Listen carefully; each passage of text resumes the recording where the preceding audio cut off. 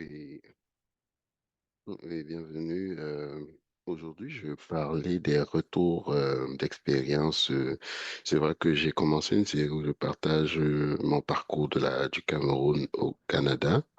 Donc, il y a déjà eu un épisode pour le Cameroun et il y a eu un deuxième épisode pour le parcours en Suisse et il y aura un dernier pour le parcours au Canada. Mais l'idée, c'est pas seulement de raconter ma vie, mais c'est aussi d'apprendre de ma vie. J'ai voulu faire ça parce que, bon, on est en mode gestion de projet. Quelles sont les leçons apprises que j'ai finalement acquis durant ce parcours? Et je ne prétends pas que ce soit la vérité infuse, mais je pense que ça peut aiguiller certaines personnes à prendre de meilleures décisions dans leur vie. Tout d'abord au Cameroun. C'est vrai que j'ai fait un peu de retour d'expérience dans l'épisode camerounais et de mon parcours au Cameroun, en tout cas, du Cameroun vers la Suisse. C'est La chose que je dirais, vu la configuration familiale, classe moyenne, donc les parents des fonctionnaires essentiellement, hein, n'ayant pas énormément d'argent là, pour vous permettre, pour me permettre de payer une caution pour voyager, je dirais que ceux qui sont dans ma tranche d'âge, à l'époque, voilà, je dirais qui ont peut-être, qui sont en terminale et puis qui se posent des questions comme ça en terminale, qui vont rentrer dans la vie universitaire. Je dirais d'être réaliste. D'être réaliste dans le sens que c'est vrai, donc s'il n'y a pas d'argent pour immédiatement après votre bac vous envoyer faire des études à l'étranger, il faut envisager quand même les concours. Il y a des concours locaux, si je prends le cas du Cameroun, l'ENSET, l'École normale d'enseignement supérieur d'enseignement technique, l'ENS, les UIT, si vous n'aimez pas l'enseignement polytechnique et bien d'autres écoles. Et ce qui est sûr, c'est que même si on fait croire que tout est pourri, il n'y a pas de place pour les méritants, moi, à l'époque, en tout cas, j'avais eu la chance de passer le concours de l'UIT de Ngaoundéré. Donc, j'avais fait des concours hein, un peu à gauche, à droite, dans diverses écoles.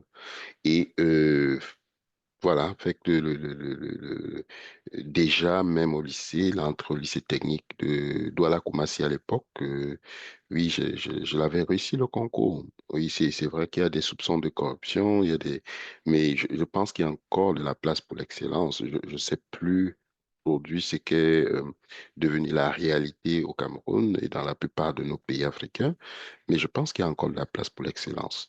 Donc, je suis en tout cas la preuve vivante que quand on travaille fort, on peut quand même se faire une place. Alors, donc soyez réaliste. Ne dites pas c'est l'Europe ou rien, parce que ça va vous mettre dans des situations conflictuelles avec les parents qui vont, dans certains cas, même si vous avez promis voyager, qui ne pourront pas avoir le budget peut-être pour vous envoyer au Canada ou voilà des pays où la caution est extrêmement chère. Donc, vous pouvez aller à l'UIT, certains peuvent aller à la faculté, mais idéalement, je dirais, si vous allez à la faculté, faites des séries scientifiques. Si c'est votre intention de voyager, d'aller à l'international, il y a plusieurs avenues. Moi, je vais regarder ce que moi j'ai fait, mais aussi ce que j'ai vu d'autres faire. Donc, moi, je suis allé à l'UIT et j'ai fait 2 années à l'UIT. De Ngaoundéré, j'ai eu un DUT. Bon, après le DUT, euh, il, f- il fallait rentrer dans le monde professionnel ou continuer en école d'ingénieur. Ça, j'ai pas eu le concours au niveau de l'école d'ingénieur, l'ENSAI, Polytechnique. Et puis, j'ai dit, bon, je rentre chercher du travail. D'accord?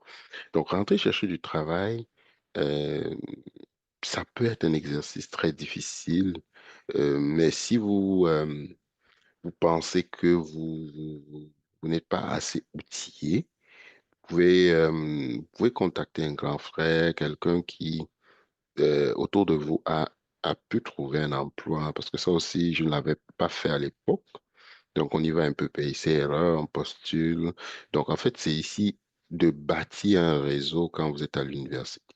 Dans le fond, on a trop souvent tendance à l'université à étudier, à exceller dans les notes et tout. Ça, c'est un pan très important. C'est pas négligeable, mais je pense que il faut également travailler son réseau, donc commencer à se joindre à des associations professionnelles, voilà, et essayer de trouver des contacts qui pourraient, même avec des amis de l'école, d'avoir de sympathiser vraiment avec eux, là, de tisser des liens, mais de voir aussi autour de soi, ben, que ce soit dans son quartier, mais intelligemment, aborder quelques aînés qui ont réussi et essayer de comprendre comment ils ont fait, quel a été leur parcours.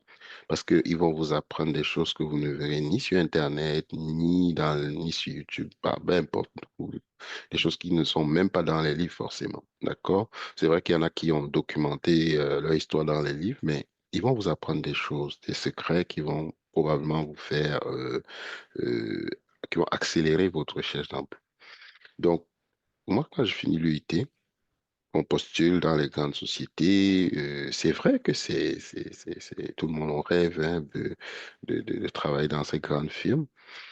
Et ce que je peux dire, c'est que il- le retour d'expérience, c'est qu'il faut accepter de commencer au bas de l'échelle, parfois même, voilà, d'aller même chercher des stages, quitte à ce que, si même les stages sont difficiles, de, de, de, de, de tout faire pour avoir le courage d'aller proposer ses services en personne. Parce que postuler aujourd'hui, juste pour postuler en ligne, c'est bien, c'est pas mauvais, mais ça ne suffit pas. Aller vraiment voir des entreprises, regarder qu'est-ce qu'elles font, voir comment on peut apporter une plus-value dans leur chaîne de valeur. Donc, se dire, quelle est la problématique que ces entreprises peuvent avoir et comment moi je peux les aider.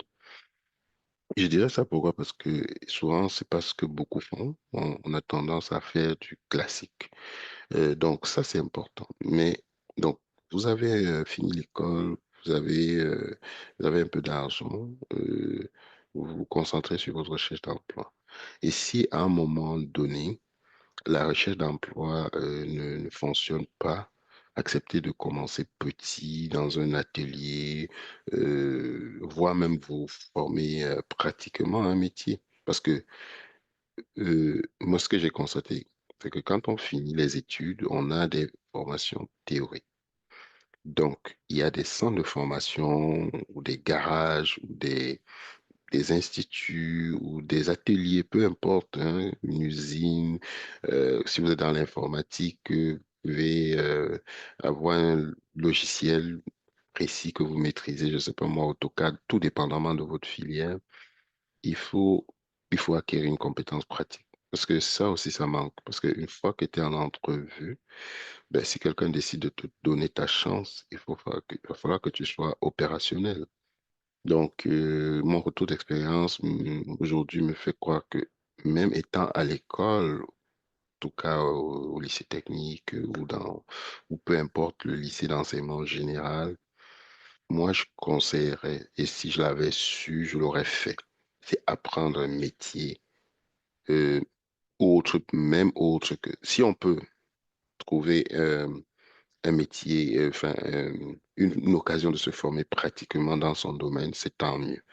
Moi, j'ai eu des gens, le papa était mécanicien. Je vais un peu prendre l'exemple de la mécanique, parce que c'était ma filière, mais ça peut s'appliquer à toutes les filières. C'est-à-dire, il travaille le week-end et le soir, en semaine, avec son papa dans son garage et il venait à l'école comme nous. Mais au niveau opérationnel, il était excellent. Il pouvait même se faire de l'argent déjà avec la mécanique qu'il apprenait. Mais parce qu'il était opérationnel, il pouvait dépanner, il pouvait faire des choses. C'est la même chose pour des électriciens qui pouvaient faire déjà avoir des petits marchés au quartier. Euh, c'est vrai que ceux qui ont un background, qui ont fait le CAP, ils sont un peu plus techniques. Mais je dirais, si vous n'êtes pas technique, si vous n'avez pas quelqu'un qui peut vous développer au niveau opérationnel, vraiment apprenez un métier autre. Ça, qui peut vous donner votre gagne-pain. Ça peut être euh, tailleur, ça peut être whatever, mais quelque chose de manuel, de demander qui peut vous permettre, même si vous faites, j'exagère, philosophie à l'école, tu sais, aujourd'hui on parle de marketing digital, si vous aimez ces choses-là, vous pouvez vous former dedans. Et ça vous permet d'avoir déjà un complément de revenus à côté de vos études. Ce qui fait que quand vous finirez vos études, vous allez pouvoir avoir quand même des rentrées financières qui vont vous permettre de chercher votre emploi. Donc souvent, on a tendance dans notre culture francophone à vouloir travailler uniquement dans notre domaine.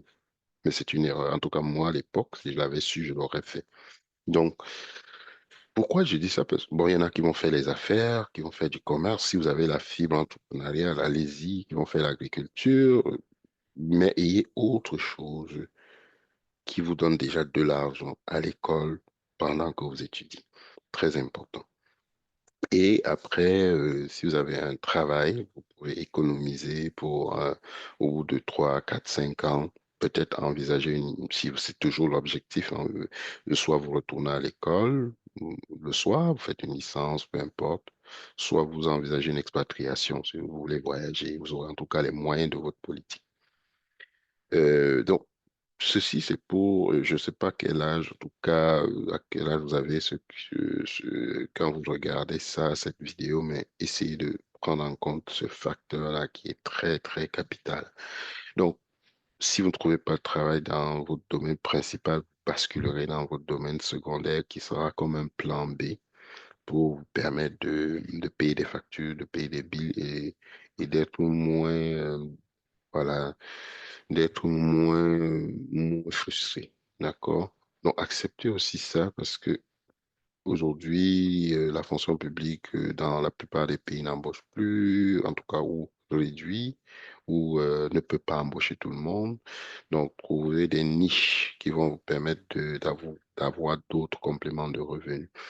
Et l'autre expérience, le retour d'expérience que j'ai, c'est au-delà de tout ce que je dis, et il faut vraiment euh, donc le réseau, trouver des aînés qui ont réussi, qui peuvent compter leur parcours, si je récapitule, avoir un plan B. Donc voilà, et réseau et aîné, c'est un peu la même chose. Donc ça peut être votre communauté religieuse, sportive, peu importe.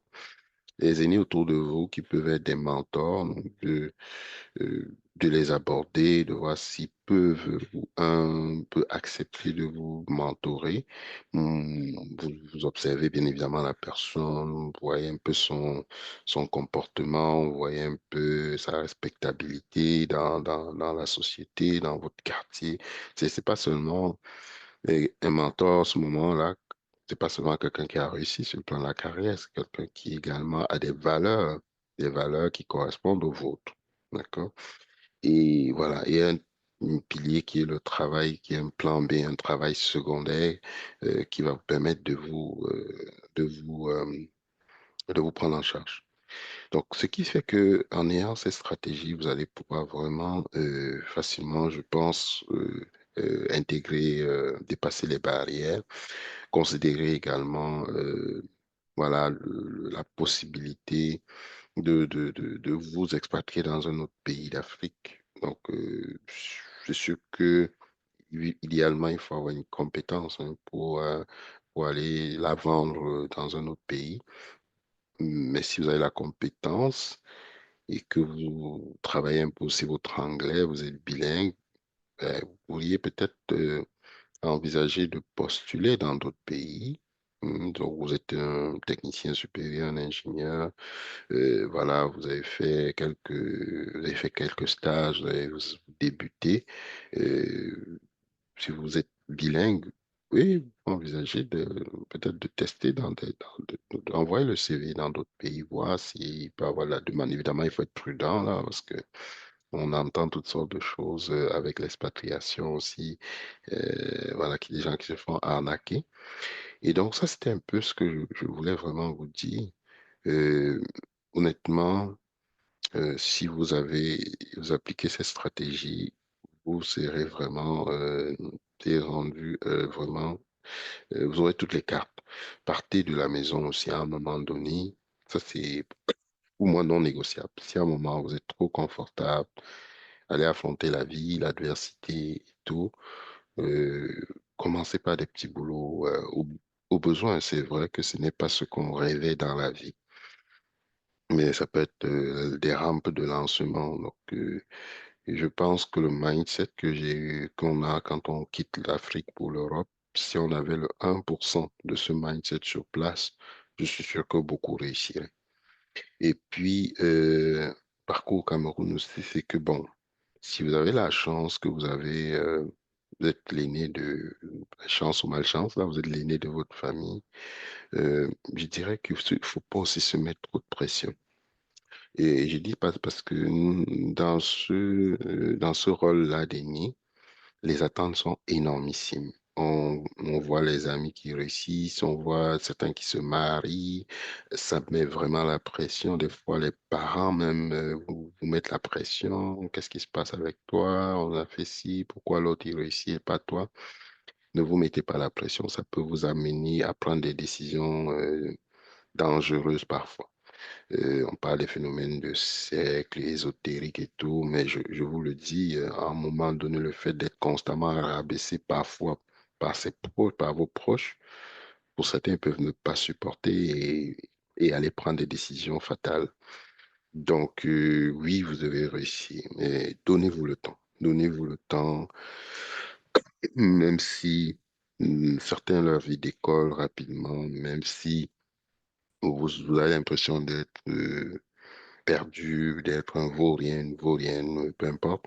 Donnez-vous le temps parce que euh, il, il y a au bout de l'espérance toujours une lumière. Ne soyez pas passif et une vision. Il y a aussi une vision pour vous, qu'est-ce que vous voulez dans votre vie, parce que ça aussi, on n'a pas. Donc, très, très jeune, je pense que si on avait, en tout cas, j'ai la vision souvent, c'est je veux voyager, mais quelle est la vision de vie? Qu'est-ce que je veux devenir? Une vraie introspection. Est-ce que je suis quelqu'un doué pour les affaires? Est-ce que je suis quelqu'un plutôt technique, manuel? Est-ce que je suis quelqu'un, voilà, plutôt, voilà. Donc, essayez de voir c'est quoi vos compétences, c'est quoi vos forces, vos faiblesses et voir comment vous pouvez vous appuyer dessus. Parce que si vous connaissez que vous êtes quelqu'un doué pour les affaires, ça se peut que même si vous êtes étudiant en, je sais pas moi, en électricité, vous allez probablement exceller beaucoup plus dans ce créneau. Et ne voyez pas ça comme un échec, parce que l'école n'est que pour moi une façon de permettre de vous instruire. Et après, sur le terrain, ben, vous allez déployer ces connaissances différemment. Un autre va aller dans une direction qui est complètement différente de la vôtre. Mais si vous aimez ce que vous faites et puis vous êtes doué dans ça, il y a de fortes chances que vous pouvez par exemple avoir fait la technique, mais vous êtes plus à l'aise dans un rôle de technico-commercial. Acceptez-le. On a besoin de toutes les compétences. Tandis qu'il y en a un qui est plus doué pour le dessin, assisté par ordinateur. Donc, tenez compte de ça et n'allez pas vers quelque chose juste parce qu'on vous a dit que ça paye. Ça aussi, c'est euh, souvent un tort que je peux pas dire les parents, mais la société, dans nos sociétés, on a tendance à copier. OK, bon, l'oncle X est ingénieur en ci. Mon fils, ouais, il va faire la même chose. Non. Est-ce qu'il a les compétences? Est-ce qu'il est outillé pour le faire? Ça, c'est souvent la question qu'on ne se pose pas. Et même moi, à l'époque, des fois, on suivait un peu la décision qui a été prise pour nous. Mais ça, ce n'est pas forcément la meilleure des choses à faire. Donc, il faut vous connaître, il faut aussi avoir un échange franc et sincère avec les parents, essayer de voir dans quel rôle aller faire des stages. Si vous pensez que une filière vous intéresse, allez visiter des écoles de formation. Allez voir des professionnels qui travaillent, peut-être observer une journée, vous allez peut-être revenir le soir et dire non, c'est pas ce que moi je veux faire de ma vie. Donc, soyez curieux et autour de vous. Et puis, comme je dis, si vous voulez absolument voyager, ben, tenez déjà compte de ça dans votre vision. Si c'est le Canada ou je sais pas moi, bon, supposons que vous voulez aller au Canada, intéressez-vous aux filières qui sont demandées au Canada. Et pas faire une filière qui n'est aucunement demandée ici. Pour 3 ans plus tard, vous vous dites, ben moi, j'ai perdu mon temps. D'accord? Euh, si c'est pour avoir des bourses, comme certains m'écrivent et me disent, si vous voulez être boursier, soyez sûr que vous devez aller au moins jusqu'en master, voire DEA, pour pouvoir espérer avoir une bourse d'un centre de recherche, d'une université. Parce qu'une bourse après la terminale, oui, c'est possible dans nos pays, mais on sait que les circuits, la plupart du temps, sont verrouillés. Pas qu'il n'y ait pas des gens qui l'aient, mais c'est pas évident. Mais ce que j'ai remarqué, c'est que au niveau du troisième cycle, il y a beaucoup plus de facilité. Donc, venant d'une famille modeste, vous pouvez faire le choix d'aller vers des filières techniques et travailler, avoir peut-être un deuxième occupation comme plan B, garder, économiser, voyager, si c'est ça votre rêve, ou vous accomplir sur place, ça c'est aussi possible. Si vous pensez que c'est- vous voulez vous développer sur place, vous le faites, vous créez votre entreprise, vous allez acquérir d'abord les compétences, comprendre comment ça marche, et puis peut-être plus tard développer votre entreprise. Après, vous pourrez venir comme touriste, vous visiter d'autres pays, le monde entier. Mais si l'autre option, pour ceux qui veulent peut-être voyager, parce que voilà, je suis trop interpellé, coach, je veux une bourse, je veux aller au Canada, mais tu parles avec la personne, elle a même pas terminé son baccalauréat. Donc, terminez vos études, allez, dans ce cas, l'autre option, c'est aller à l'université, aller loin, faites un bon master 2A et puis vous allez avoir une bourse probablement, et soyez excellent aussi, ça c'est important, voilà, dans le fond, pour pouvoir espérer avoir ça. D'accord? Donc, sur ce, j'en ai terminé. Je voulais vraiment faire ce retour d'expérience pour dire, et puis, warning total avant de terminer, éviter de voilà, que vos copines tombent enceintes et tout ça et que vous vous retrouvez papa d'un enfant. Ça, c'est sûr que ça va complexifier davantage et c'est valable pour les femmes, l'équation.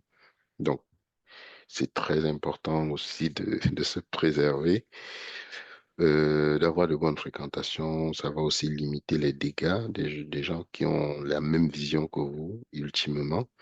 Parce que si vous passez, vous êtes dans une spirale où à un moment vous vous retrouvez avec deux, trois enfants, pas que ce soit impossible, mais vos rêves, ça va rendre ces rêves-là de plus en plus complexes.